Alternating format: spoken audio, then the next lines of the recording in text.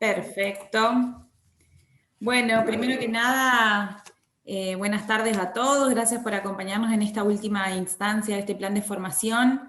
La verdad es que siempre, por ahí como decimos, los horarios por ahí laborales son de mañana, esto implica un tiempo extra, así que siempre es bienvenido que la gente se pueda sumar e interesarse por estar siempre en contacto con otros, aprendiendo y teniendo algún tipo de intercambio. Así que desde ese lugar, más que agradecidos. Bueno, como ustedes saben, este es el último encuentro de 3 que se hicieron en relación a esta capacitación, que el encuadre, digamos, lo da el marco del Plan Provincial de Formación y Fortalecimiento. Está destinado, como ustedes saben, a promotores de derechos de jardines maternales, CDI y áreas de niñez de toda la provincia. Y esto se genera a partir de la Mesa Interministerial de Primera Infancia de la provincia de Entre Ríos.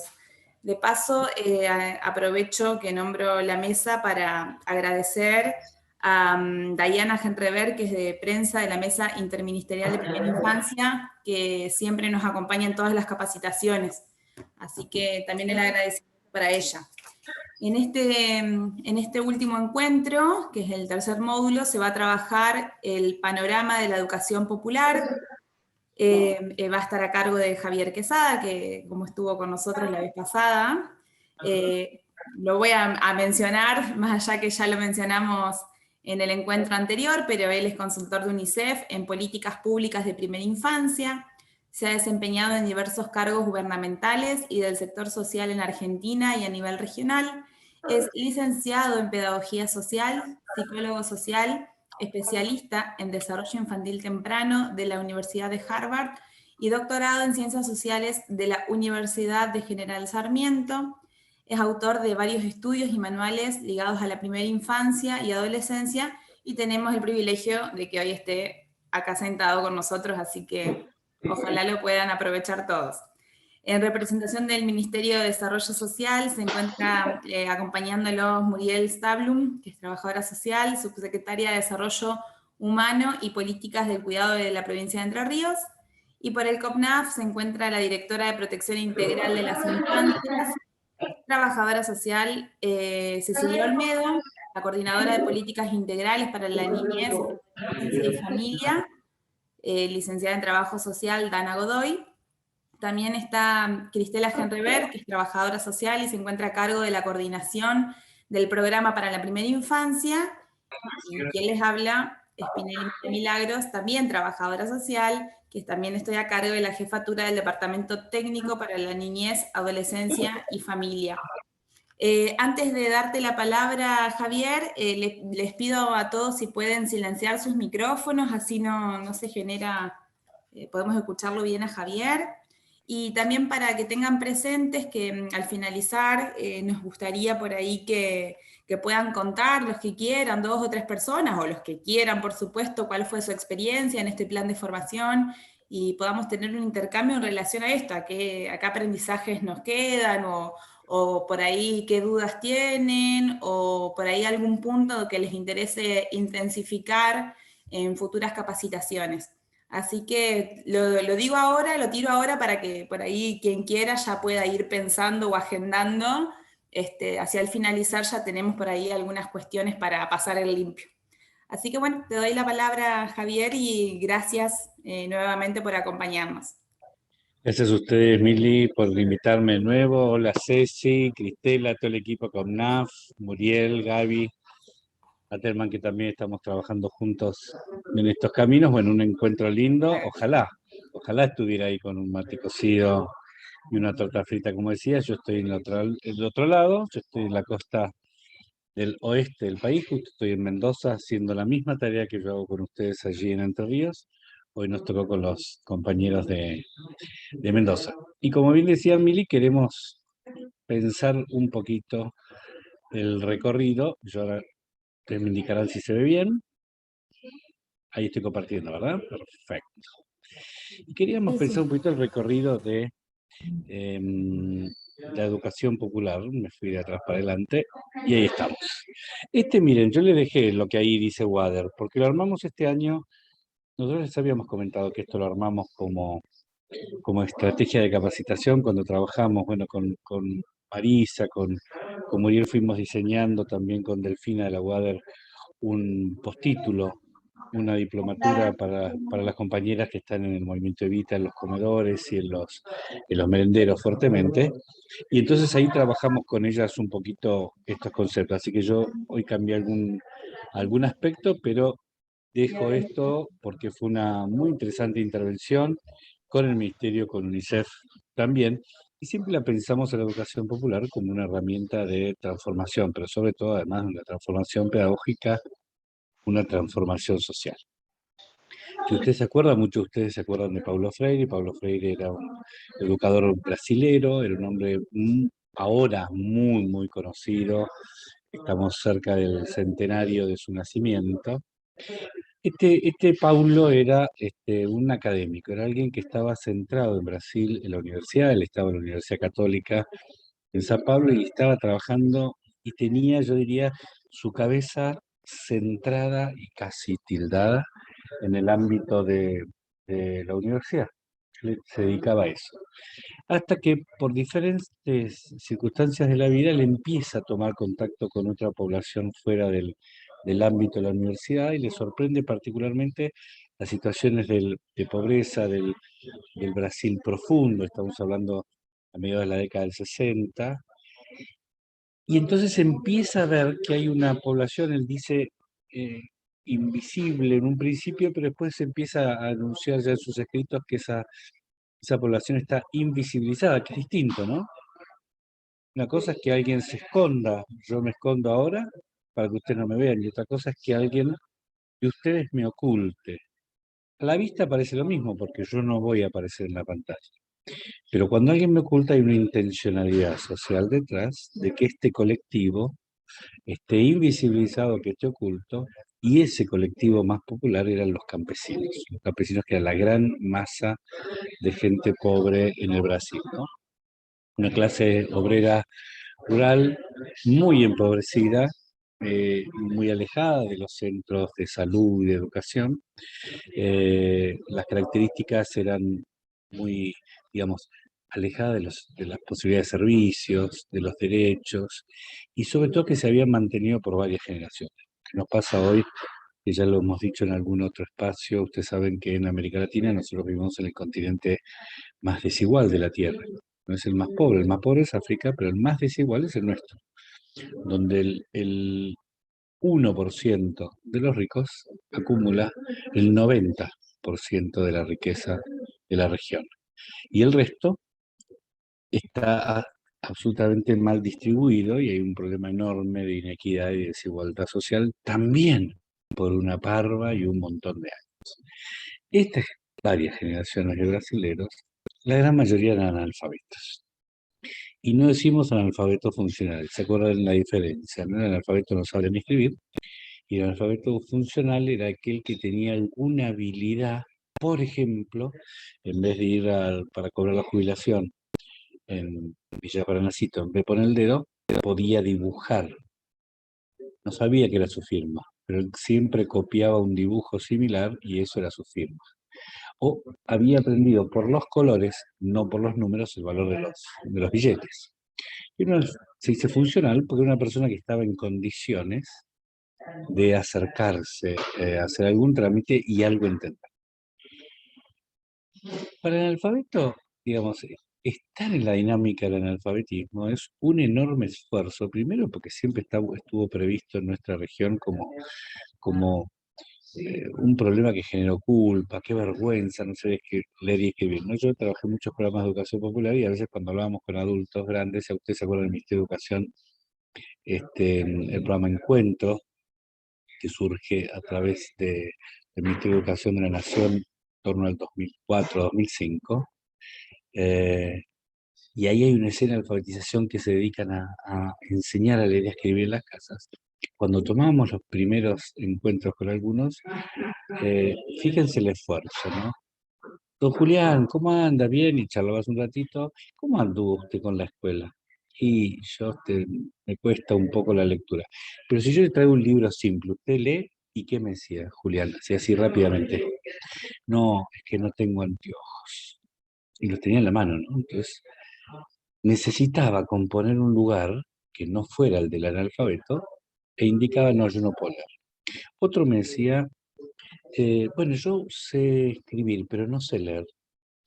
Como que fueran dos operaciones separadas. Y los que trabajamos en educación sabemos que la escritura es una sola operación y no hay posibilidad. Entonces, fíjense el esfuerzo que hacía una persona, aún hoy, sigue haciendo una persona analfabeta en nuestra región, para disfrazar esta condición, porque la cree vergonzosa, porque la cree de menor categoría, él es de menor categoría social, porque se pierde. Había algunos que se ponían en la puerta de la casa y hacía como que leía el diario, pero el diario estaba al revés, porque las letras le daban exactamente lo mismo. Entonces nosotros trabajamos con ese principio, decíamos, ¿cuánta energía te lleva a ensayar respuestas como sé escribir pero no sé leer?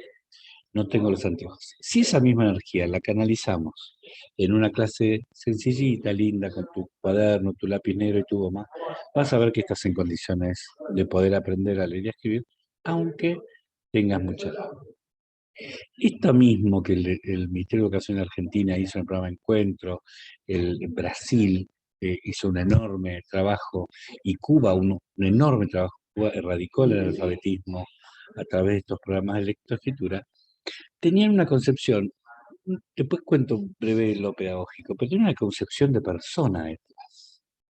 Porque si vos pensás que los pobres no van a poder aprender, o que no tienen que aprender a leer y escribir, eh, no inventes un plan.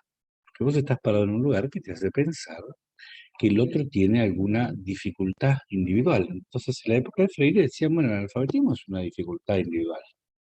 Una, los pobres que no pueden aprender, no quieren ir a la escuela, tienen severas dificultades y por eso no acceden a la lectoescritura y siempre se le ponía a la persona. O sea, esto le pasa a Javier, no le pasa a un contexto. Javier tiene una dificultad personal, no puede, no quiere, le decimos si no hace, no tiene una rutina, no es disciplinado, no asiste, no va a poder aprender. El otro argumento era, bueno, Javier reproduce el modelo de sus padres y de sus abuelos que también tuvieron escasas condiciones de educabilidad, que siempre trabajaron en el campo y igual se pudieron manejar, digamos, tenían para comer, tenían para trabajar con la pala, se subían al tractor, no necesitó mucho, ¿no? Y la otra vendría a reforzar esa imagen, ¿no? Si vivieron tantos años así, ¿por qué van a querer cambiar ahora? Como que este tema de lo educativo fuera para algunos y para otros, unos sí, unos no, y no tuviera que ver con un derecho.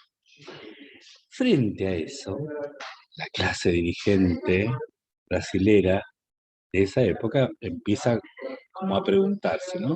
¿Para qué necesitarían los pobres en el ámbito rural o el campesino? ¿Para qué necesitarán saber leer y escribir? Entonces lo que empieza a decir frente a esa intencionalidad política de una clase dirigente, de que ellos no aprendan, lo que empieza ya desde la Academia Freire y con enorme polenta, y su discurso enamora a las juventudes de estudiantes del momento, por lo cual enseguida se arma un movimiento de seguimiento magnífico hacia él, es el analfabetismo no es un problema personal. Y esta es la primera sentencia tremenda.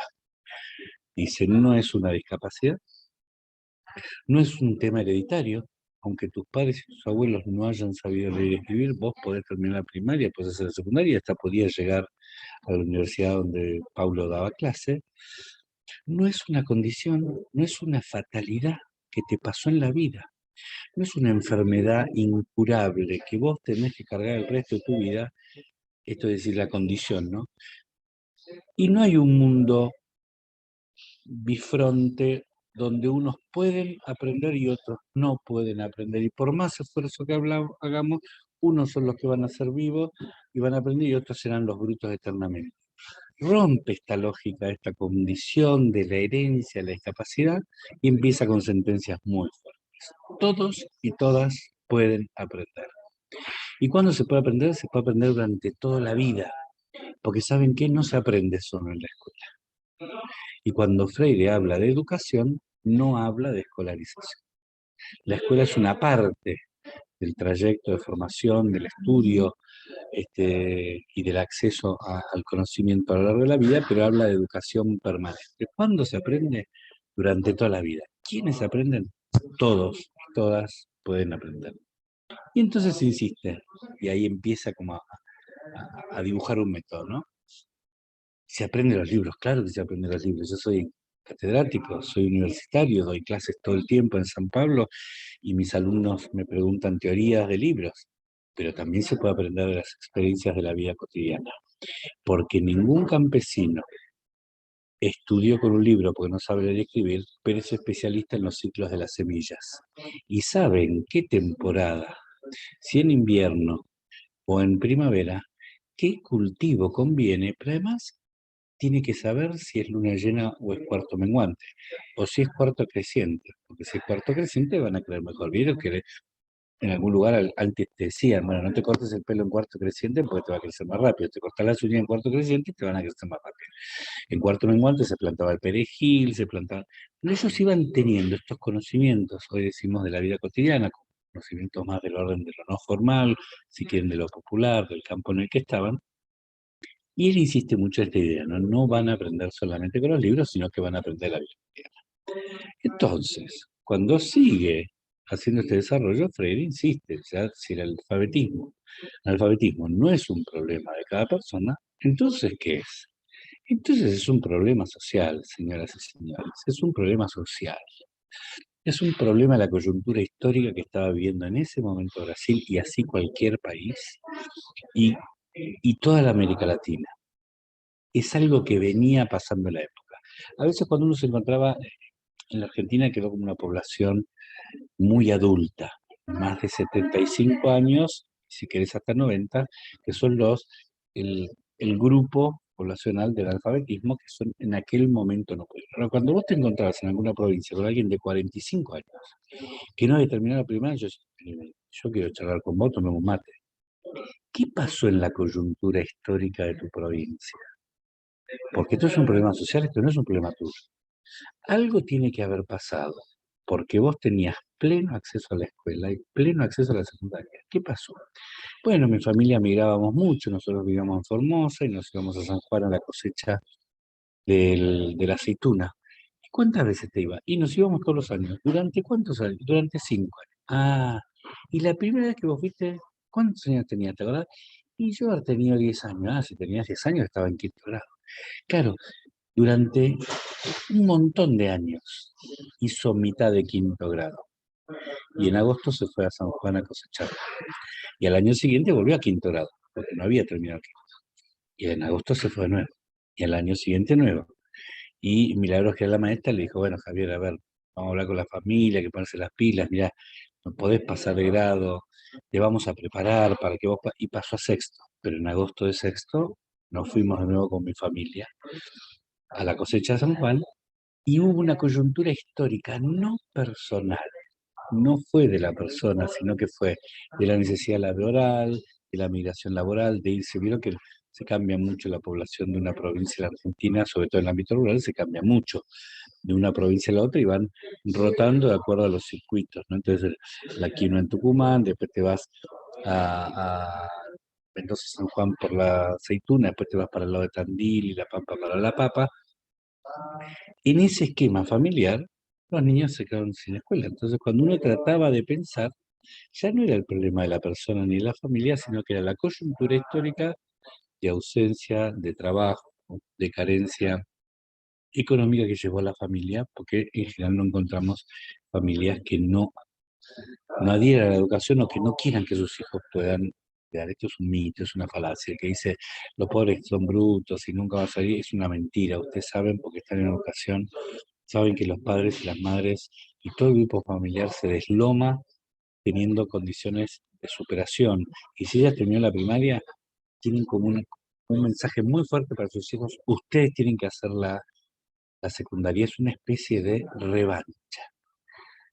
La oportunidad que yo no pude en la vida, pido una revancha, que pido una revancha a la escuela para mis hijos. Es una imagen muy linda, ¿no? La revancha.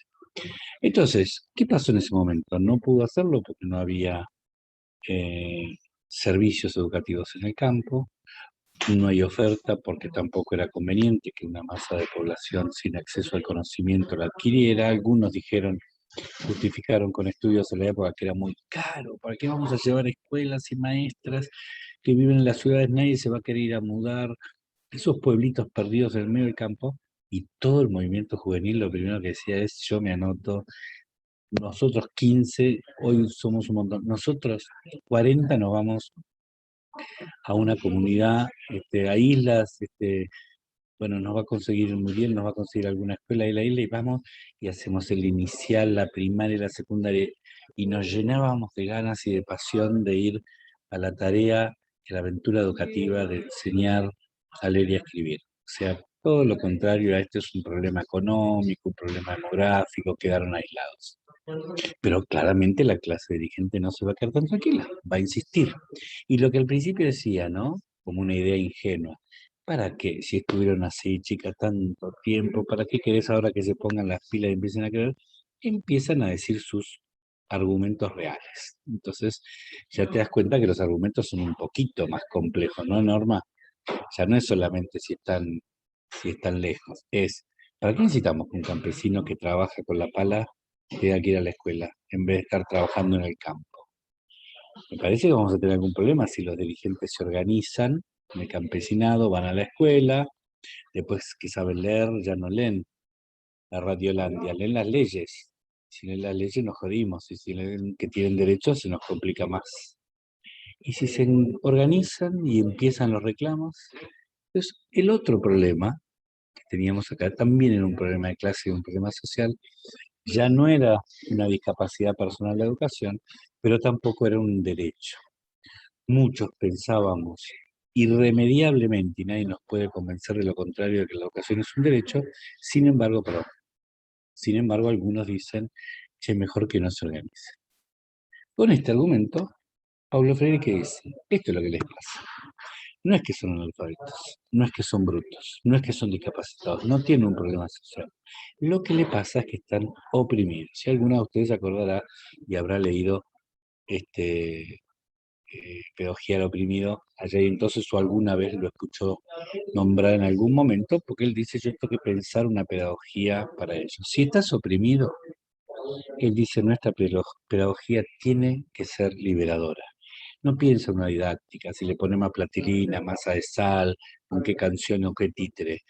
No piensa en este desarrollo didáctico. Él dice, alguien que está en una situación de aprendizaje y que por eso está condenado a no saber leer y escribir, nosotros creemos que tenemos que armar una pedagogía específica y esa será una pedagogía liberadora. Manos a la obra. Y empecemos a pensar un método de enseñaje. Y acá hay un neologismo, una palabra nueva, enseñaje. Enseñaje es la mezcla exacta entre enseñanza y aprendizaje.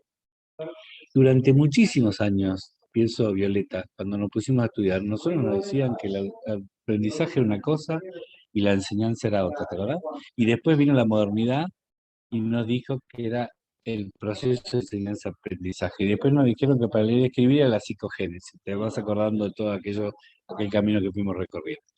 Bueno, él arranca, fíjate, en los 60, 70, y dice enseñaje, esto es una cosa que tiene una sola dimensión, no hay una forma de enseñar y una forma de aprender. ¿Por qué? Porque todo el que enseña aprende. Y porque todo el que aprende está en condiciones de enseñar, rompe la lógica de poder de una que sabe y enseña y el otro tiene que callar la boca y aprender y quedar sometido porque vos le bajas línea y le decís hasta lo que tiene que leer y lo que tiene que pensar, para plantear el aprendizaje como una experiencia de intercambio. Él dice entonces, una pedagogía liberadora que contemple la realidad campesina y de los sectores empobrecidos, una educación de adultos, porque la gran mayoría que no sabe leer y escribir son adultos, pero que tenga que ver con algo de su vida difícil. Imaginen que hoy a la tarde nos hacen este pedido y nos encargan. Bueno, nosotros tenemos pensado un plan de educación de adultos que tenga que ver con la vida del isleño, que esté centrado específicamente en los que no saben leer y escribir, que contemple su realidad y su situación de pobreza, pero que encima los ayude a liberarse, ¿no? La sensación de decir alguien lee por primera vez un libro es profundamente liberadora. Mientras en la enseñanza de las vocales. Vamos a tomar me gustó y ¿cómo era el de la isla? Gaby, uno de los de la isla que estaban yendo, con Comnaf, una comunidad de la isla. Villa Paranacito. Villa Paranacito, sí me acuerdo, porque pasé por la ruta, pero uno que era un poquito más para adentro, más metido, buscame uno bien metido allá. Sagastume. Sagastume, ese, Sagastume. Ahora me acordé porque Marisa siempre me torturaba con Sagastume. Bueno, estamos en Sagastume. Vamos a hacer un aprendizaje situado. Entonces, los chicos de Sagastume saben, para aprender las vocales, todas estas palabras, porque en Sagastume, yo no sé si ustedes sabían, que hay viñedos, que hay un zoológico lleno de osos y elefantes, que en Sagastume hace tanto frío que las casitas son iglú, y hay un aeropuerto en Sagastume, yo no sé si ustedes sabían. Por eso yo les enseñaba, en una educación situada que tiene que ver con su vida, a avión, elefante, y iglú, o iglesia, o oso u uva. No, dice Freire, esto no tiene nada que ver. ¿Esto tiene algo que ver con la vida de los pibes de Sagastume? Puede ser que hayan visto algún osito o un oso de peluche, pero será más fácil encontrar las vocales para que hablen de de los animales y de los elementos que tiene ahí. Imagínense esto mismo, no en Sagastume, imagínenselo en Salta, en la comunidad Huichí, donde les enseñas castellano, que le cuesta la palabra entenderla, porque es otro idioma, pero encima le enseñas elefante, que es mucho más difícil. Por eso, en la vocal, en Huichí, y de paso hoy aprendieron, la palabra motivadora se llamaba, no, la palabra generadora se llamaba ya hace 1000 años, era elé, no es elefante, elé, y elé es loro, en Wichi. La forma de enseñar. Entonces, cuando vos hacías algo situado, lo ponías así. Él dice, yo quiero un método situado a las experiencias de la vida. Y arranca su abecedario. A, agua. B, balde. C, corral. D, Evangelina. Tirate una con D, Evangelina. Sí, vos que estás ahí. D. Paula anda pensando E. ¿Cuál es con la D? Agua, balde, corral. Son campesinos. Ángeles anda pensando Ahí H, que Silvina dice dedo con D. de dedo. E. Ángel anda pensando en H difícil. ¿Quién más? Godoy, Cristina. ¿Con E cuál? Situado, aprendizaje situado. Adultos. ¿La tenés? ¿Alguien que se le ocurra? Si no, lo dice. A ver, dale, hay que estar Ahí acercando. están poniendo con E estrella y con H huevo. Huevo, estrella, dedo, fuego, gallina. Y, no me digan hilo, ni hinojo, Y. Isla, pone. Isla, muy bien. Carla. K de kilo, M, mujer, P, pala, T, techo, y arranca, hasta zapallo, obviamente. Y arranca con los elementos de la vida cotidiana que ellos aprenden, un sistema sumamente fácil, en vez que tiene que ver el campesinado o los chicos, los grises de Sagastume con el iglú. En cambio, si vos le decís pala, sí, fuego, claro, hacen fuego para prender y a veces cuando podan las plantas y queman, hacen fuego, sí. Y isla, claro, donde yo vivo, y corral, claro, donde vive, ¿qué hay adentro del corral? Gallina. Ah, sí, la gallina agua todo el tiempo, si estoy al lado del río. ¿Y con qué juntas el agua? Y con el balde. ¿Y con qué kilo techo? Digo, fíjense, ¿no? Esta idea de lo contextualizado. ¿Por qué les parece que hace esto? Porque él dice lo que yo quiero es que aprendan para la vida, no quiero que aprendan para la escuela. No quiero que aprendan para la señorita Paula. La señorita Paula es buena y todo, pero me hace repetir las vocales muchas veces. La Paula que está de rojo ahí, mira, sí, sos vos. Y le hace repetir, y les hace la canción y los títeres, pobre criatura. Y él dice, yo quiero que aprendan para la vida. No para acumular conocimientos, sino para aplicarlos. Y lindo principio, ¿no? Pues sí, es un principio muy interesante del aprendizaje. Conocer y aprender para la vida, pero sobre todo no para acumular, no para tener una biblioteca en el marote, sino para poder aplicarlo. Entonces la definición que él y otros autores de la época amasan, acá también participó mucho un contemporáneo argentino, Pichon Piaz, dicen que la educación es una apropiación instrumental de la realidad para transformar. Apropiación. Apropiación es incorporar algo o hacerlo tuyo, eso es apropiarte de algo. Es instrumental porque te da herramientas que te ayudan, porque te da muchos instrumentos que te van a permitir a vos engarzar uno con otro y poder tener ese desarrollo. Instrumental dice de la realidad, apropiarte no solo del conocimiento de los libros, sino también de la interpretación de la realidad en la que vivís, en donde te desarrollás. Y por último, ¿para qué? Para la transformación. ¿Y qué es transformar la realidad? Es vivir mejor, es aprender a tener más derechos y es no estar oprimido, en la línea de lo que viene trabajando Freire. Interesante, ¿no? Porque fíjense que en 5 o 6 palabras hay un conjunto de conceptos muy interesantes que ayudará enormemente a entender cuál es la perspectiva. Otro principio para él es, todas y todos tenemos saberes, existen saberes previos que se fueron acumulando, que se fueron transmitiendo de generación en generación, esto que yo decía de las semillas, ahora vamos a abrir un ratito el micrófono y ustedes van a decir, sí, a mí mi abuela me enseñó tal cosa de las plantas y a mí me dijo tal cosa, y va a ver que hay como una transmisión de saberes que no se aprendieron en la escuela, que se aprendieron solamente producto de la experimentación, ¿no? Que pueden estar en los libros, pero aquellos no habían tenido un acceso específico y que tienen que ver sobre todo con la experiencia. Otra idea muy potente para Freire es que nadie aprende solo. Y si nadie aprende solo, nadie, dice él, enseña enteramente solo. ¿Por qué? Porque siempre hay un intercambio, porque entre los dos nos enriquecemos, los dos cambiamos, ¿no? Los chicos cambian figuritas, o antes los chicos cambiaban, ahora no hay más figuritas para cambiar, pero antes cambiaban figuritas. Bueno, acá cambiamos un conocimiento. Uno enseña una cosa, otro le dice otra, pero hacerlo de esta manera, no lo hago de esta otra. Por eso siempre es un intercambio, y me gusta mucho esta idea de nadie aprende solo, es colectivo el aprendizaje, el conocimiento, vamos en grupo, ¿no? Nos armamos una banda, un equipo y vamos a aprender a leer y a escribir juntos, juntas, pero además, aun cuando Ceci sea la única maestra, no enseña enteramente sola, porque ella cuando enseña tiene todos los relatos de lo que ella fue aprendiendo, de lo que ella pudo estudiar en la universidad, de lo que le fueron diciendo de su familia. Entonces, cuando ella enseña, aparece sola ella a la vista, pero ella está con toda su herencia de conocimientos, con todo su bagaje, con toda su historia detrás, también enseñando, no solo sobre los libros, sino también lo que ella sabe y lo que ha aprendido en su familia, en su contexto, en su comunidad, ¿no? Es una educación profundamente comunitaria.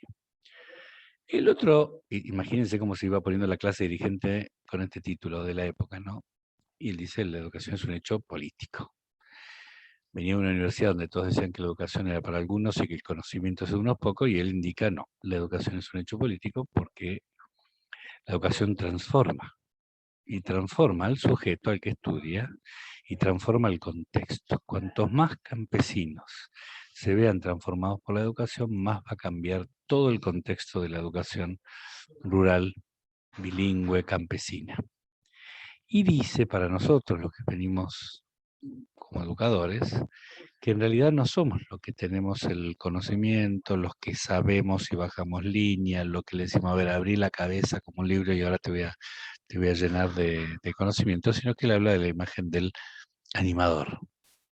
Un animador, un facilitador del aprendizaje, aquel que va motivando para que el otro vaya conociendo, vaya adquiriendo, vaya aprendiendo. Entonces, ¿qué nos enseñaría esta perspectiva hoy, no? Y acá sí tiene que ver mucho con lo que ustedes cotidianamente hacen, ¿no? Dice, la educación hoy libera, y más en nuestra región, ¿no? Hoy libera a las personas, y es verdad. Yo me acuerdo visitando en Mendoza en otro viaje en San Rafael, el penal de San Rafael.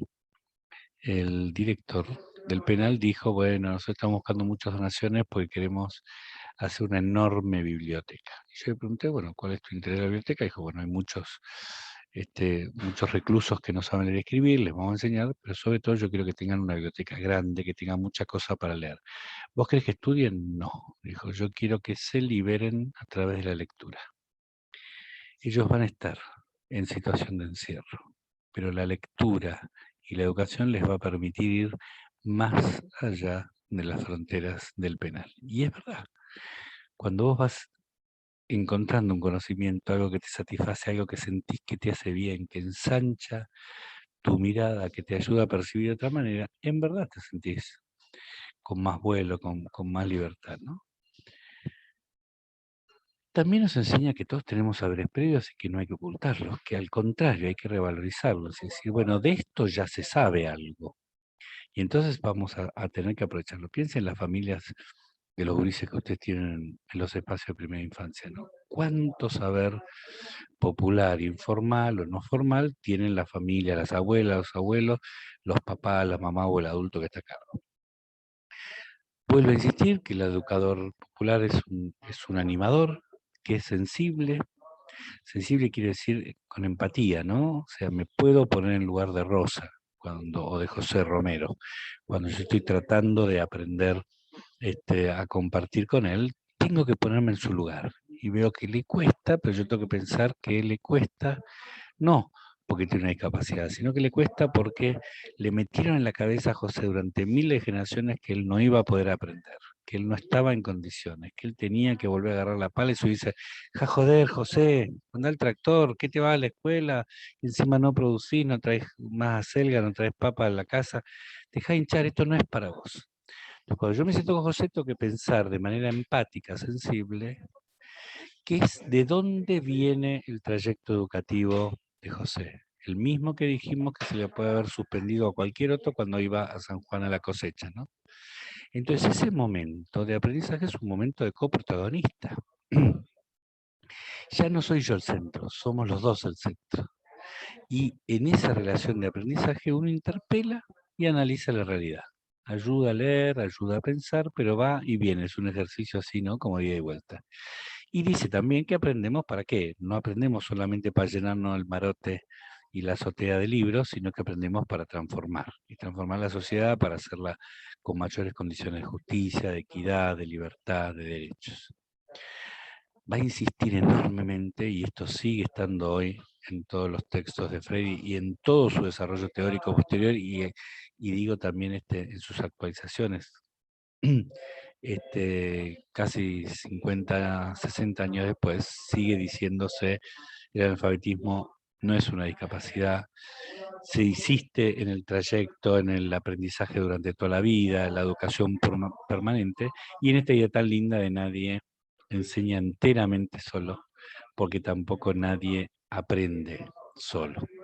Yo con esto quería hacer como una repasada rápida con Freire, para que ahora pudiéramos, sí, como dijo Mili al principio, miren, ustedes acá abajo, si miran bien su pantalla, tienen un cosito que dice reacciones. Entonces, si estás enamorado de alguien que te gustó en la pantalla, te mandás el corazón. ¿Ves que yo puse un corazón ahí porque me gustó? Bueno, me gustó encontrarme con Violeta, que sabíamos los dos de psicogénesis y de la lectoescritura, un viejazo, entonces me dio corazón. Pero después, Paula dijo una barbaridad, porque dijo una palabra horrorosa para el abecedario y a mí me produce risa, entonces estoy abajo, margen derecho, inferior, tengo reacciones. Y si quiero hablar, mira qué fácil, levanté la mano. Entonces ahí levanté la mano y voy a tratar de pensar en estos principios. Freire, allá y entonces, ¿no? Entonces lo vamos a traer a Freire Entre Ríos en esta tarde. En los mates va a aparecer Freire. Y vamos a pensar qué condiciones de allá y entonces, de su teoría, de su irrupción en el mundo educativo, en lo social, del allá y entonces podemos traer al aquí y ahora. Y tendría que ver con qué te dice hoy, ¿no? ¿cómo conversas hoy? ¿Qué tiene que ver este hoy con Freire y con tu tarea cotidiana? Entonces, quien quiera, ahí Mili, vos vas mirando también toda la pantalla y vamos dando espacio al intercambio, a las reflexiones, ¿no? Poder pensar. ¿Por qué? Porque seríamos muy coherentes que dijéramos, no, Mili, toda una hora de Freire, teoría, teoría, teoría, y no hiciéramos el intercambio. Porque Freire me dijo, tenés que ser animador y tenés que ser coprotagonista, no tenés que comer todo el Zoom vos solo. Tenés que dejar que el otro y la otra pueda compartir.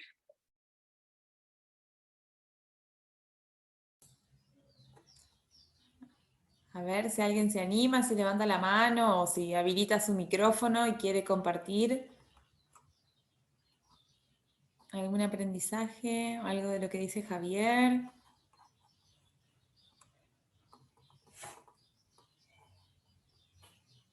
Los que están con el mate ahí inspirándose, que yo no llegué a hacérmelo.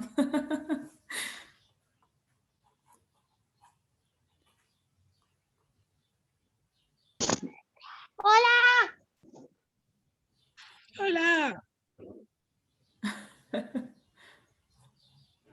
Bueno, está muy bien, la primera infancia está presente. Sí, claro. Por ahí está bueno esto de, hola Flavia de Concordia Entre Ríos, por ahí está Hola, bueno Flavia. esto de tener Hola, en Flavia. cuenta del aprendizaje contextualizado significativo, porque se ve mucho, que por ejemplo, yo lo he visto mucho en el nivel inicial, que se enseña, por ejemplo, el invierno con el muñequito de nieve. Y acá en Concordia, por ejemplo, en Entre Ríos no nieva. Pero ¿cómo no Entonces, dejaste hinchar si yo me fui a Concordia y me metí a vivir en un iglú? ¿En qué parte estás vos de Concordia? Qué desastre, ¿no? me refiero a eso, ¿no? Que a veces ese no se puede generar un aprendizaje significativo contextualizado, porque sí estamos enseñando el invierno y capaz los niños aprenden de que en el invierno hace frío porque vemos al muñeco de nieve abrigado, pero en realidad tendríamos que tratar capaz, qué sé yo, el abrigo, algo más cercano a ellos, ¿no? ¿Mm? Porque es como enseñarlo a un campesino directamente a un campesino, no como hablaban, a un que hablábamos recién, Alfabeto, campesino, llega el campesinado. Campesino, sí. enseñarle directamente a sumar y a restar. Es como que es muy Imposible. lejano. Por eso hay Imposible. que contextualizar todo, ¿no? Es como que vayamos al sur y hablemos con un nene de Tierra del Fuego de la mojarrita. No vas a ver lo que es la mojarrita. Sin embargo, hablas con un concordiense, querés trabajar los peces del río, y sí, por eso por ahí falta. Se ve mucho en esto del invierno, se ve muchísimo. ¿Qué es lo que decís, Flavia? Porque si uno piensa pasar más de 50 años, ¿no? De esta perspectiva pedagógica y metodológica, pero todavía se nos escapa. El invierno claramente es el muñeco de nieve. Para las que están en sala de 5 y a veces les dan el cartelito, ¿hoy cómo serían las vocales? Si era A, avión, E, elefante, I, iglú, O, oso, U, uva. ¿Cuáles serían ahora en esta perspectiva que propone Flavia de las contextualizadas? Si es en Sagastasume, la I ya la tenemos con Isla Muriel. Ahí me quedo tranquilo. Y la A puede ser agua. ¿Cómo son las vocales ahora?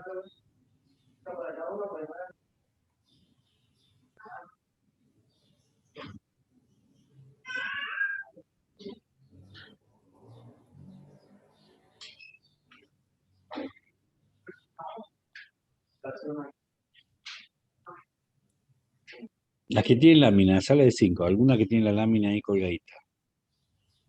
Ah, aire, muy bien. Bien, José.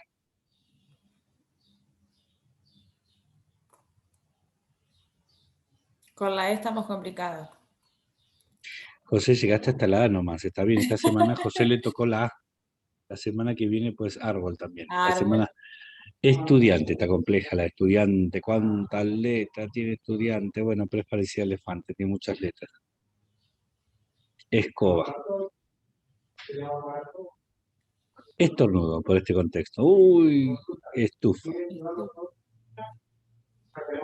Ah, amigo. Agua para Sagastasume. arena, energía, espejo, abrigo. Abrigo para el invierno de Flavia, abrigo. Está bueno. Alas, olla, uva está bien. Aro, iguana, estufa, ya salió 2 veces la estufa, va ganando estufa, amor, qué linda, amor, Ah, yo iba a también. poner amor, iba a poner mi... Ahí está, Está amor. muy bien. Escuela, qué importante, escuela en vez de elefante. Iglesia. Esperanza. Larga, también difícil la Z. Estudiar. Infante. Ah, infante, esa es medio. Esa es una patronato, pero yo no voy a decir nada. Después la Comnaf le va a decir. Amor, improvisar, qué difícil improvisar. Che, y con la O que no solo hola nos Barbijo, tocó. ahí aparece barbijo en el contexto. Ya empieza el abecedario acá. COVID, A, B. A, aire, no podés respirar en el aire. B, barbijo. C, COVID. Claro, horrible todo. Hola, olor, olla. Felicidades que fuiste con la defensa. Bueno, algunos están pensando en el abecedario, ojo, fácil. Y otros están pensando en las vocales. Oso, canto, muy lindo. Bueno, ahí ya se coparon todos con el. Ahora que ya nos copamos y ya repasamos el alfabeto. Parece elegante. ¿Con cuál vamos a. ¿Con cuál? ¿Algún comentario? A ver, algún comentario. Yo pregunto, vamos de frente. ¿Alguna abuela o abuelo de ustedes no pudo terminar la primaria y tuvo una situación de analfabetismo? Cuando nosotros contamos esto con Muriel, el movimiento Evita, todo el mundo empezó a levantar la mano y decía, disculpe, don, disculpe. ¿Sabe que mi abuela era así? Mi abuela no pudo ir a la primaria, porque tuvo a los 7 años, se fue a trabajar a limpiar una casa. Y ella quería, y siempre creyó que era una bruta. Entonces nosotros decíamos, espera. No era una bruta tu abuela. Vos lo dijiste, mi abuela se fue a los 7 años a limpiar una casa. El problema no era, ¿cómo se llama tu abuela? Dora. Bueno, no era Dorita el problema era el contexto, que la familia no tenía, y Dora, que tenía que estar jugando y estar en la escuela, a los 7 años ya estaba laburando. ¿Entendés que el problema no es Dora, sino el contexto social, histórico, político, que no generó condiciones de equidad y derecho? Por eso Freire dice que es un hecho político la educación, porque lo que transforma lo educativo es a cada uno de nosotros, pero también a nuestro contexto, transforma nuestra realidad. Alguien de las que está acá, ¿conoce o tiene alguien que haya vivido una circunstancia similar? Mi mamá no sabe leer y escribir por salir a trabajar muy joven con su papá. Acá aparece Freire 2021. Ven que, si no, al cohete tener el Freire allá, en los 70 y los 80. Acá aparece bien en concreto Freire. Y aparece diciendo que tu mamá, se me fue el chat, aparece diciendo que tu mamá está oprimida por esa circunstancia. No dice, qué mal tu mamá, no quiso aprender, qué bruta tu mamá, los pobres no quieren. Tu mamá es una discapacidad. Eso es lo que decía, ¿no? El discurso de aquel entonces. Y él dice, no, tu mamá tenía una situación de opresión, por eso necesitaba ser liberada. Ahí se me Yo te corre leo. rápido el chat. Mi papá, ay, para que ahí subió. Mi papá hizo hasta 3er grado, pero sacaba cuentas y porcentajes mejor que cualquiera por sembrar la tierra. Pone Silvia, de Piedritas, del jardín. Silvina, perdón, no Silvia. Alejandra pone, en el lugar donde vivo no es necesario ir hacia los abuelos. Hay muchas personas que no pudieron terminar. Bueno, ahí se cortó, no sé. Mi papá no terminó la primaria, hoy tiene 88 años y a los 6 años salía a vender en la ciudad donde vivía, en Mendoza, pero sabe leer y escribir y es muy bueno en matemáticas. Paula pone, no solamente los abuelos, más cerca están los padres, que no pudieron estudiar porque tenían que trabajar. O sea, no ir solamente tanto para atrás. A ver qué más. Sonia dice, mi nena está en 1er grado, yo le corrijo cuando me dice si escribe con la A de auto.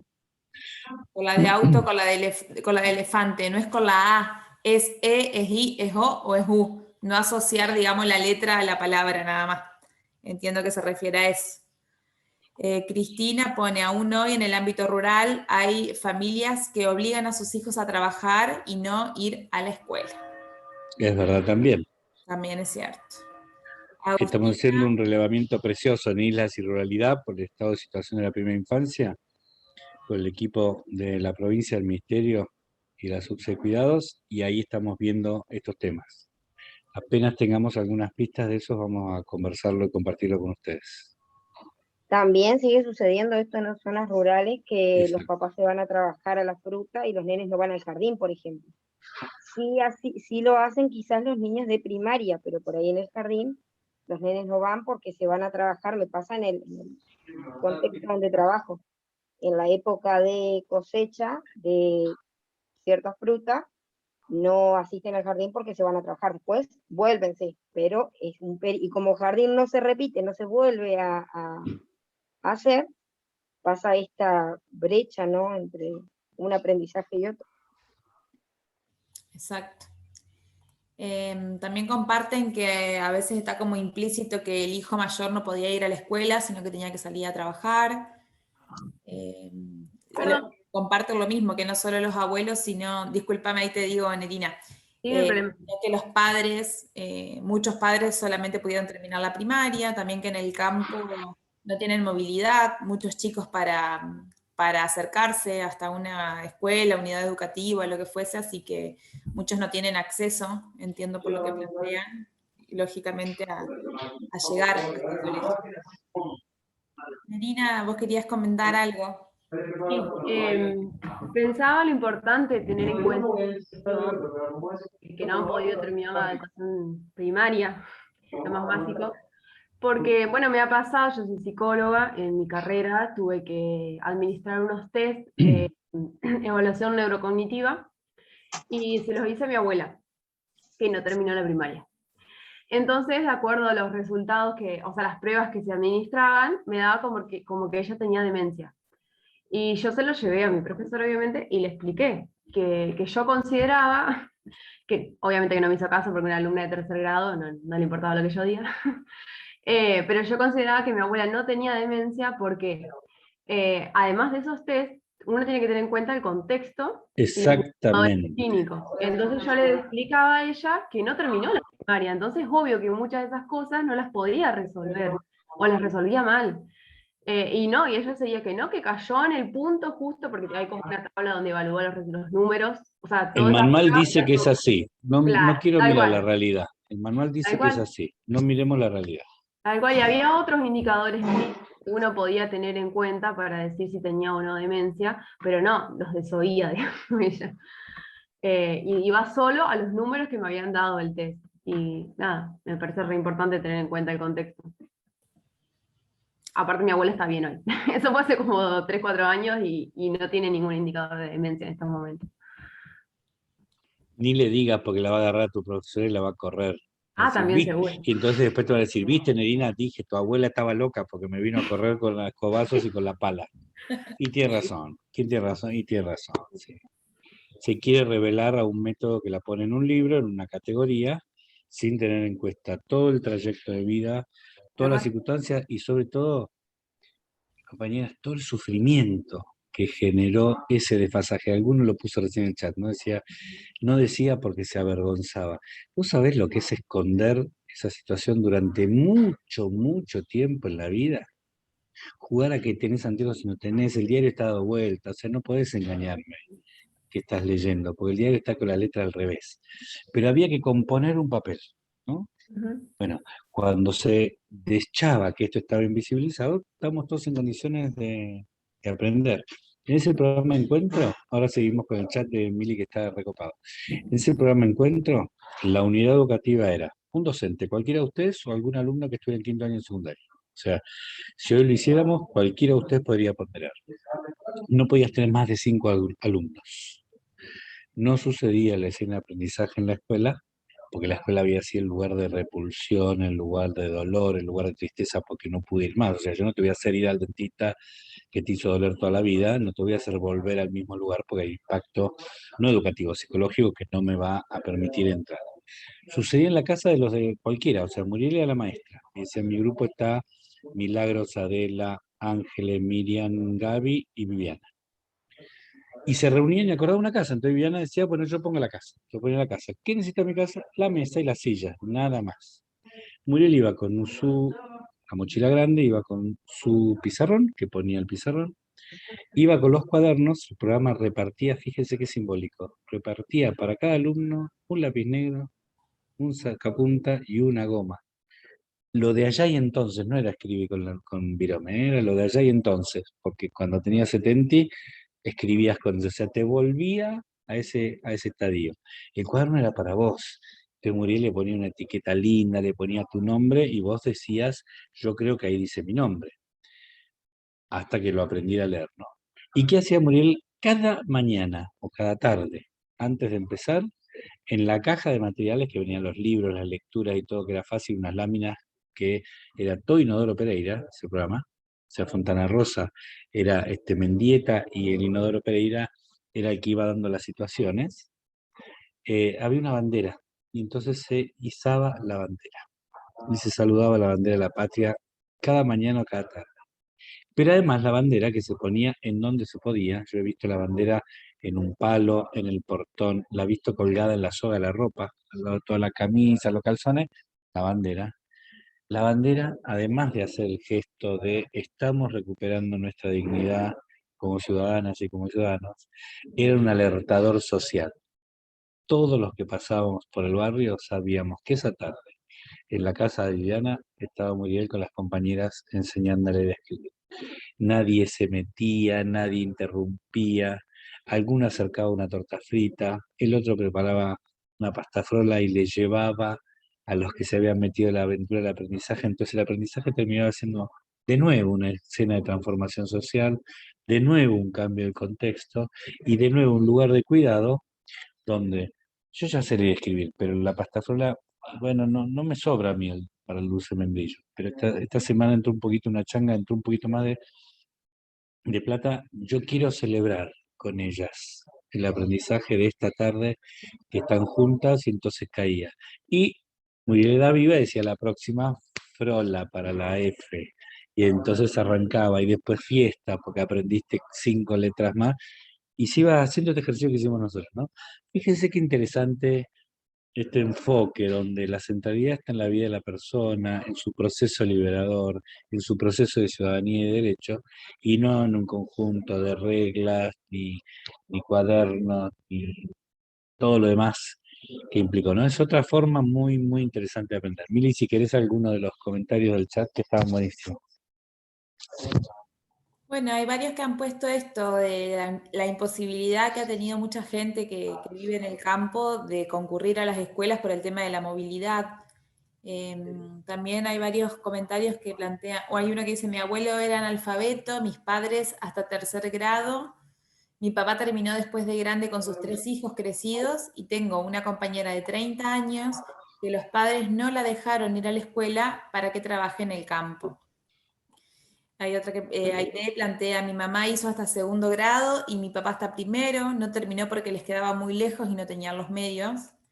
Evangelina dice, hoy en día se ha visto que padres muy jóvenes que no han terminado la primaria y a su vez plantea que también hay muchos padres que, más allá de no haber terminado la primaria, impulsan a sus hijos a que concurran a la escuela. Y hay otros que no han podido terminar y que les da lo mismo, dice. 2 cosas, Mili, antes de que sigas, 2 cosas. Bueno. Esto lo que corrobora, y es contrario al mito de muchos que dicen, bueno, los padres pobres no quieren que los chicos vayan a la escuela, ¿no? Esto corrobora lo contrario, porque están diciendo, todos ustedes están diciendo, mi abuelo, mi papá, y todas hoy están dedicadas a la educación. Ustedes son el ejercicio de la revancha, que dije al principio, no hay una revancha en esto, con la escuela y con el aprendizaje. Bueno, ustedes son la revancha de la familia. La abuela, que no pudo, está saliendo a jugar de nuevo el partido de revancha, perdió, el partido de la escolaridad lo perdió, pero sale con la nieta a la revancha. Por eso la vocación de usted también, mirada en contexto, tiene mucho sentido en la lectura de estas historias de padres, madres, abuelos y abuelas que ustedes están diciendo, ¿no? Entonces, fíjense, vuelvo a la idea, Nadie enseña enteramente solo. Cuando vos vas a la sala, estás yendo también con la revancha de tu abuela, de tu abuelo, de tu papá y de tu mamá. Otro comentario cuando dice, este me parece muy potente como idea, vos crees que va sola en la bici, a veces viste que la bici pesa, claro, si va con todos los abuelos encima, 4 abuelos, los padres, la madre, va con toda la parentela en los hombros, porque venís de esa historia. Y por eso cada mañana o cada tarde vos desafías la revancha del aprendizaje.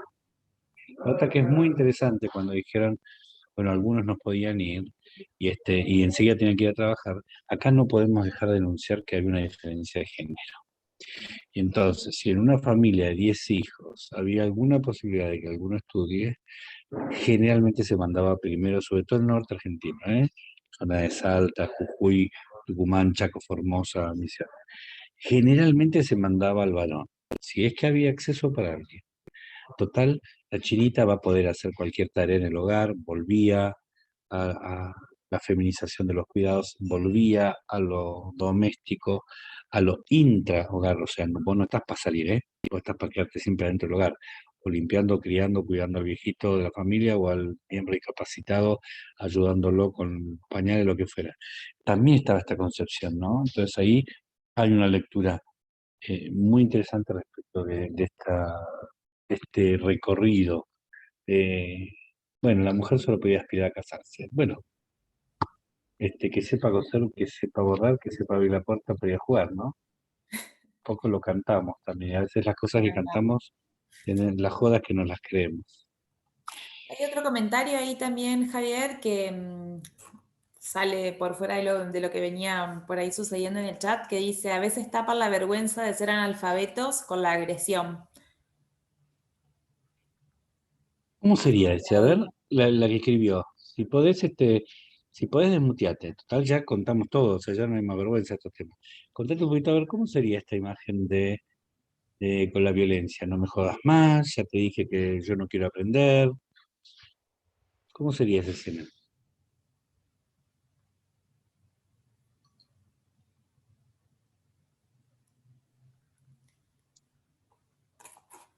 A ver si querés contar, Silvina, o ejemplificar por ahí alguna situación que hayas vivido en relación a esto. Ella Hola. trabajó en un jardín. Hola. Sí, me demoré porque no me podía demutear. Yo presencié una situación donde el padre de familia no había podido ir a la escuela. La mamá sí, pero ese papá siempre se pasó toda la vida, entre comillas, pisándole la cabeza a la mujer que sí tenía estudio, diciéndole que no sabía, cosas así, pero a ver, no violencia física, por ahí psicológica, pero yo Ujú. ahora con los años me doy cuenta que en realidad él se sentía menos por no haber estudiado y su forma de ganarle a la mujer, entre comillas, era menospreciándola. Eso es lo que quise decir.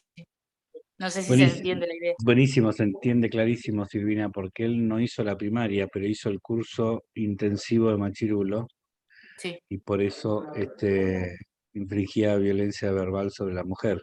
Algo había aprendido, acordate que no aprendíamos solo en la escuela, ¿no? Algo había aprendido también, que Y era ese lugar de superioridad del varón que se le sí, hicieron creer.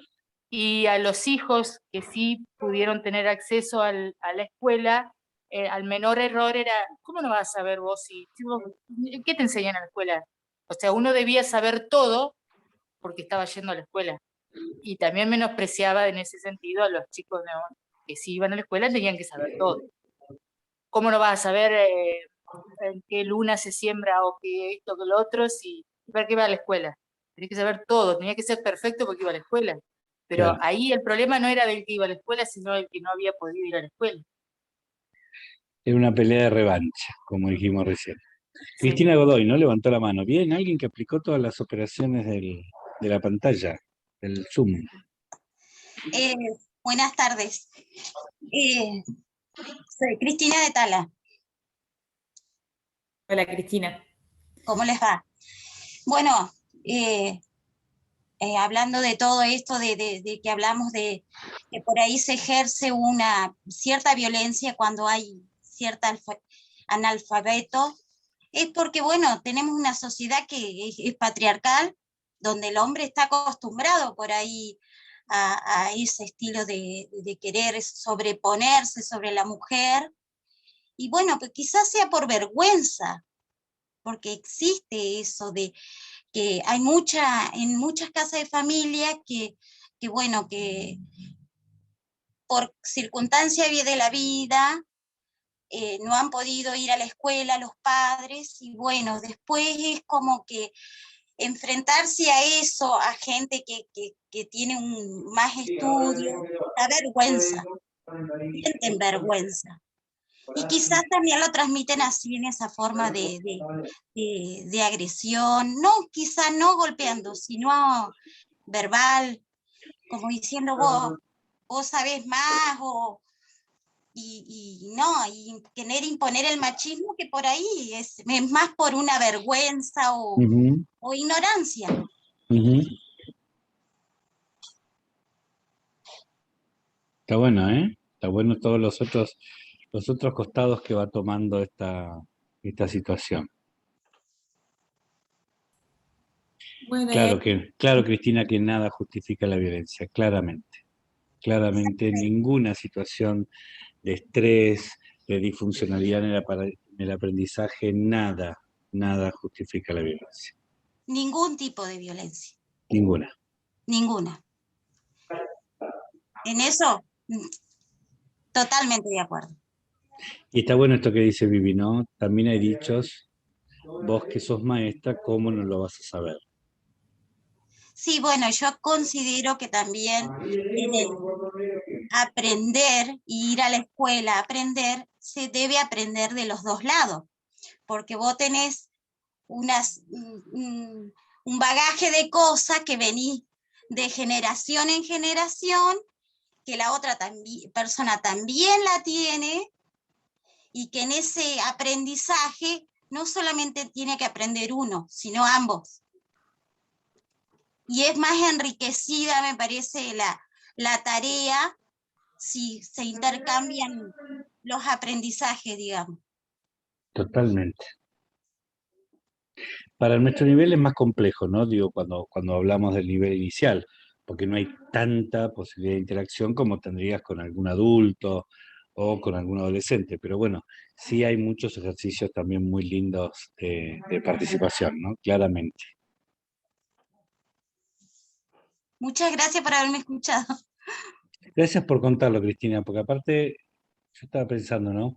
Lo que van trayendo son situaciones muy sentidas, muy de adentro de la escenografía familiar. No estamos diciendo los nombres de los papás y los abuelos, pero para tratar de pensarnos hoy en la perspectiva de Freire, estamos trayendo lo más íntimo, lo más, si querés, a veces también invisible, ¿no?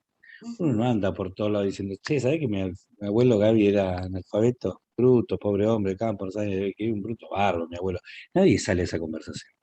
Esto es del orden también de la intimidad, ¿no? De las cosas que a veces uno oculta. Como alguien dijo, y me da un poquito de vergüenza. Así que también agradecer mucho esta confianza de poder ponerlo hoy para que podamos traer estas historias concretas para que podamos aprender más. Lo Está que muy pasa bueno. es que todavía cuesta largar y contar ciertas cosas, porque para mucha gente todavía hay cosas que son tabú. Yo digo, Miri, cuando hagamos la clase 8 ya vamos a estar entonces bien abrigaditos, ya va a estar calentito el clima para poder compartir. Hay que continuar de todas maneras. Entonces. sí. Mira qué interesante, Silvina. Ajá. Mamás a las que no les podés escribir mensajes, debes mandar audios porque no saben escribir. No quiero ni pensar. Ustedes haciendo malabarismos. Ni leer, no saben ni escribir. Ustedes haciendo malabarismos. Para que esos gurises se conecten de sala de 2 o de 3, 1 o 2 veces a la semana en pandemia, con algún celular para hacer algo, y después decir, bueno, ahora les vamos a dar una tareita, alguna actividad, un cuentito para que trabajen en la casa, y las condiciones de educabilidad de ese papá y esa mamá, que te dice, a mí me grabás, profe, porque no tengo tiempo, no te va a decir. Después con mucha confianza te dije, Mili, yo, mira, hace un año que te vengo hueveando, te vengo verseando. Yo te decía que no tengo tiempo porque digo que te lo escucho en el colectivo, pero en verdad es porque no sé, cuando vos me mandás mensaje escrito, tengo que esperar después de trabajar y preguntarle a la Rosana, que es mi hija de 12, para que me lo lea, porque yo... Y ahí vos te das cuenta cómo intervenías como educadora, ¿no? Que no solamente eras la maestra, la cuidadora o la educadora de seguridad de 2 o 3 años, sino que también tu paquete de equipo, de gente para aprender, era también la familia. ¿Cuántos lugares copados podrían hacer si en algún lugar, ahora vas Carla, si alguna vez uno dijera, aquellos que quieren refrescar un poquito lo de la escuela y lo de leer y escribir, vamos a hacer 2 talleres, martes y jueves, durante 3 meses en el CDI Las Ramitas, que estaba por ahí. Y vamos a ver quién se les aparezca, ¿no? Yo tengo otra experiencia en realidad que tiene que ver con mi trabajo, que no es en jardines y demás, pero como ya comenté, pues yo trabajé más de 10 años en violencia familiar, y también me pasaba mucho yendo a esto, que muchas personas, cristianas, por supuesto, tenían en sus casas oficios judiciales con medidas cautelares que no sabían leer. Entonces, como también en todos los ámbitos y en todos los aspectos y en todos los espacios, digamos, de la vida, a veces uno da por sentado, como pasa esto en un jardín, ¿no es cierto? Una notita a la mamá para que sepa o mandarle tal información, y en realidad esa mamá no sabe ni leer ni escribir. Ni hablar llevado a esta cuestión judicial, ¿no es cierto? Uh-huh. Carla y Muriel, ¿no? Carla, ¿querés prender el micrófono? Ahí estás. Hola, ¿cómo les va? Tengo la cámara un problema, por eso no sé si se ve mi foto o no, pero bueno. Estaba escuchando atentamente y trabajo también en una escuela de jóvenes y adultos a la noche de secundaria, y en esta semana se estaba trabajando todo lo que es la alfabetización del adulto. Y justamente teníamos una articulación con la escuela primaria de jóvenes y adultos de acá de Asengan, que son personas adultas que no pudieron acceder a la escuela primaria en su momento y que hoy están pensando en la posibilidad de ingresar a la escuela secundaria el año que viene. Entonces hace un trabajo de articulación entre ambas instituciones en donde se les muestra algunas actividades, la rutina de la escuela secundaria, y cuando nosotros empezamos a contar la experiencia, la gente cuenta su experiencia de por qué va hoy a la escuela, es muy conmovedor, digamos, esto de pensar justamente que tienen sus hijos, que los motivaron a iniciar la posibilidad de poder estar en la escuela primaria y terminar, y por qué no pensar la escuela secundaria en un futuro.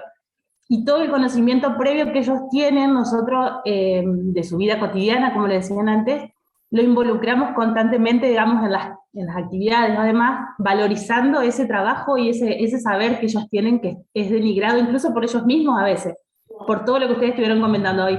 Quería justo comentarle que estábamos en esa articulación entre primaria y secundaria de jóvenes y adultos en este marco de la semana. Excelente, y acá nos dicen que mañana es el día de la alfabetización. Mirá qué bárbaro. Nada es coincidencia. Justamente, sí. Muriel. Bueno, ¿cómo están? Un poco también traer a la memoria, yo fui parte del programa Encuentro acá en un barrio Paraná, yo era estudiante de trabajo social, y cuando hablan de esto de la vergüenza, cómo se transmite corporalmente, nosotros las personas con las que trabajábamos eran tres señores muy mayores y 2 señoras. Cuando entraban, nosotros estábamos en el patio de una casa, en un barrio acá en Paraná, y el primer día me acuerdo que llegaron con la cabeza gacha, no te miraban a los ojos, y el cuaderno escondido. Tenían el cuaderno escondido. Uno de los señores los metía abajo de la campera para que en el barrio no lo vean. Y cómo modificó con el tiempo su postura y su forma de llegar a esa casa. Él después orgullosamente decía que iba a ese espacio, pero le costó todo un proceso para poder sacarse corporalmente la vergüenza. No nos miraba a la cara, le daba vergüenza decirnos que no sabía leer y escribir, pero estaba ahí. Estaba con ganas de aprender a escribir. Lo que pasa es que le daba vergüenza que su barrio se enterara que él no sabía leer y escribir. Fue un proceso, la verdad que fue un programa maravilloso. Maravilloso. el encuentro y Maravilloso. bueno, lo pudimos hacer en un montón de lugares, pero tenía estas cosas, ¿no? Esto de la vergüenza corporalmente, porque uno se daba cuenta, hasta la postura, todo, y cómo después iban llegando de otra manera al lugar. Es verdad, qué fuerte, ¿eh? Qué fuerte lo que decís. Mili, estamos en tiempo, ¿no? ¿Un poquito?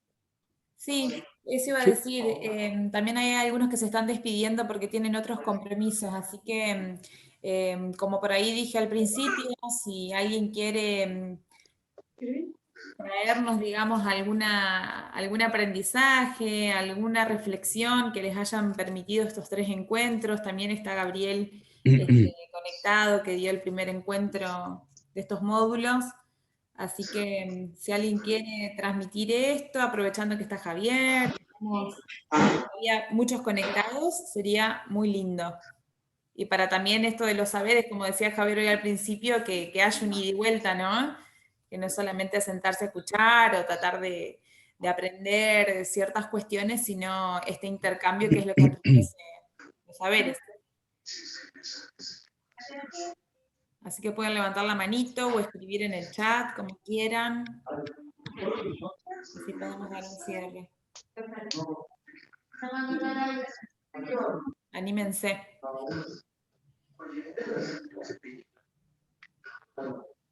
Anímense, así proponemos otras capacitaciones. Claro. Hagamos A ver más, qué hagamos falta. más. Claro, qué Hagamos falta. más, claro que sí.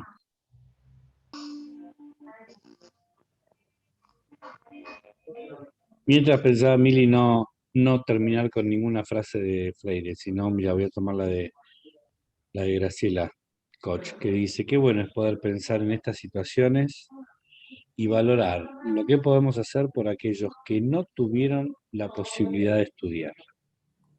Mira que cierre, ¿no? La verdad que sí. Habitamos un lugar que es nuestro, pero también es de otros, ¿no? A veces es medio ajeno, porque nosotros tuvimos posibilidades que otros no tuvieron, entonces estamos también como desiguales, ¿no? Entonces cuando lo habitamos también con aquellos que no tuvieron la posibilidad de estudiar. Muy linda idea. Muy linda idea y además más de lo cotidiano, más allá de Freire, bueno, tenemos la posibilidad de leerlo y aprender de todos sus escritos y demás, pero lo que decís, Javier, también es algo más cercano y más cotidiano con la gente que en este momento se encuentra conectada, así que me parece, bueno, que la hagan y agradezcan la capacitación.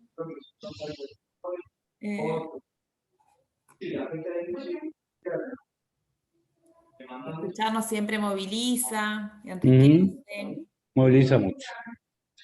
Bueno, dejamos acá Hola.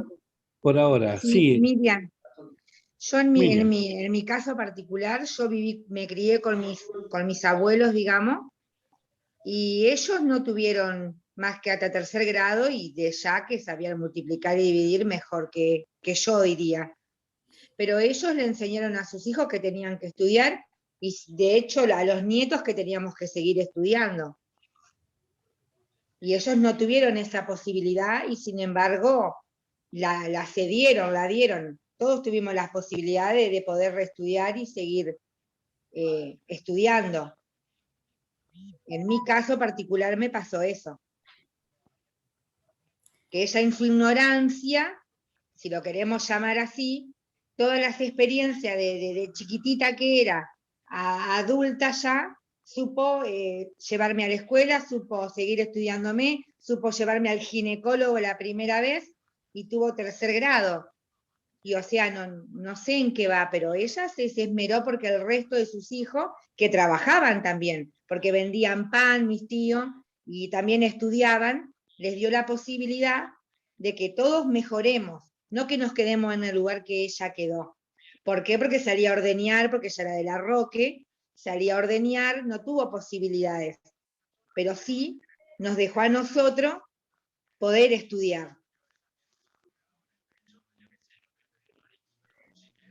Gracias, gracias Miriam por tu Gracias, Miriam. comentario. También muy lindo la Villa Guay. Muy bien. Creo que para cerrar también ahí, Sofía plantea que a partir de estos encuentros pudo aprender otras formas de expresión. Así que bienvenido todo lo que pueda generar estos encuentros, ojalá se puedan hacer muchos más. Desde nuestra parte agradecer, Javier, toda tu enseñanza, tu tiempo, los aprendizajes y también las incertidumbres y las preguntas que siempre quedan en el aire, que es lo que moviliza. Así que, bueno, Muriel, Gabriel, que también está. Yo quisiera hacer un aviso antes que se vayan. Bueno, obviamente, en principio, agradecerle a Javier y a Gaby que estuvieron en esta capacitación tan enriquecedora y que van a seguir acompañándonos y que estuvieron planificando junto con nosotros otra de las capacitaciones que estamos haciendo, que ahora se vienen 3 módulos de profundización, así que seguramente van a estar informándose de eso a través de los coordinadores departamentales, que en los mismos se van a trabajar los roles de género, los roles y funciones al interior de los jardines y CDI de promotores de derechos, así que esperamos que puedan inscribirse.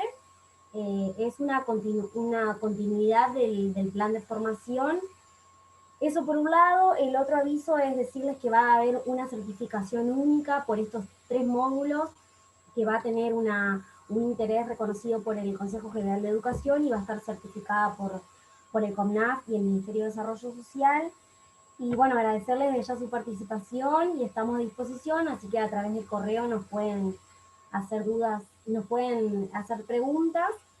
También que van a estar los módulos, estos 3 módulos van a estar colgados en YouTube, así que en el YouTube de COMNAF, así que en unos días ya lo van a poder encontrar ahí para poder repasarlos en el caso que quieran. Muchas gracias a todos por su participación y a Javier y a Gaby, más que nada, por su predisposición. Hasta la próxima. Gracias, hasta la próxima. Gracias. Gracias, hermoso. Gracias. Gracias. Vení, saludale a Javi. Dale.